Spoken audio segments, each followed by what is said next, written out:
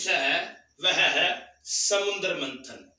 एक बार श्री दुर्वासा ऋषि जी के श्राप से स्वर्ग का राजा इंद्र और अन्य देवता अपनी शक्ति से हीन हो गए और उसका फायदा राजा बलि ने उठाया और राजा बलि ने स्वर्ग पर आक्रमण किया और स्वर्ग को जीत लिया। तब इंद्र सहित सभी देवता श्री हरि विष्णु जी के पास गए और श्री हरि विष्णु जी से इस संकट से बाहर निकलने का उपाय पूछा।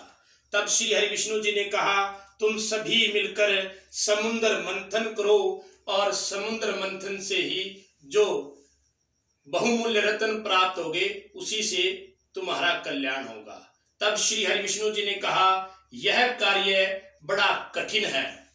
तब श्री हरि विष्णु जी ने कहा, इस कार्य में तुम असुरों का भी साथ लो। तब देवता राजा बलि के पास गए और उनको इस कार्य के लिए सहमति प्राप्त की। तब मंदराचल पर्वत को मथानी के रूप में और वासुकी नाग को रस्सी के रूप में और श्री हरि विष्णु जी पर्वत को मंदराचल पर्वत को सहारा देने के लिए कूर्म यानी कछुए का रूप धारण किया।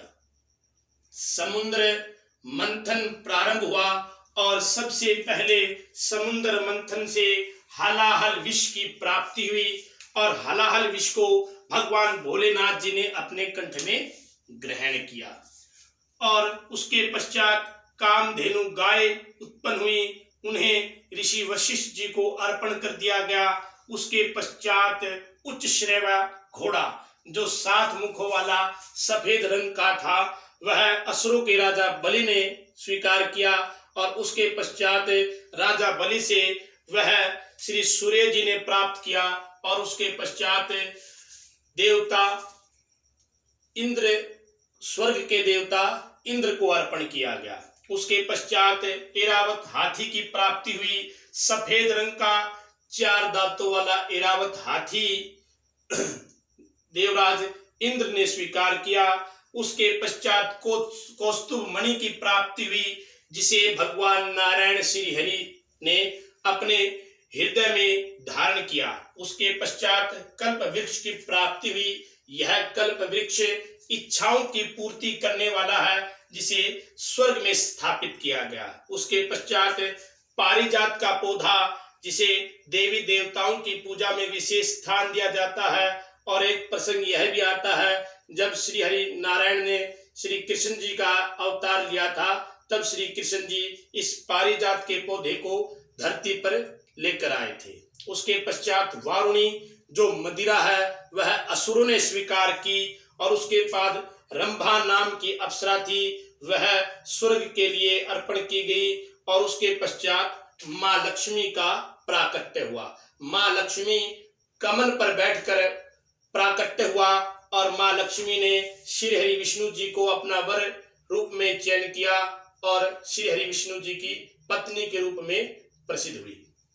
उसके पश्चात पंचजन्य शंख जिसे श्री हरि विष्णु जी ने स्वीकार किया और उसके पश्चात चंद्रमा जी को भगवान भोलेनाथ जी ने अपने मस्तक पर विराजमान किया।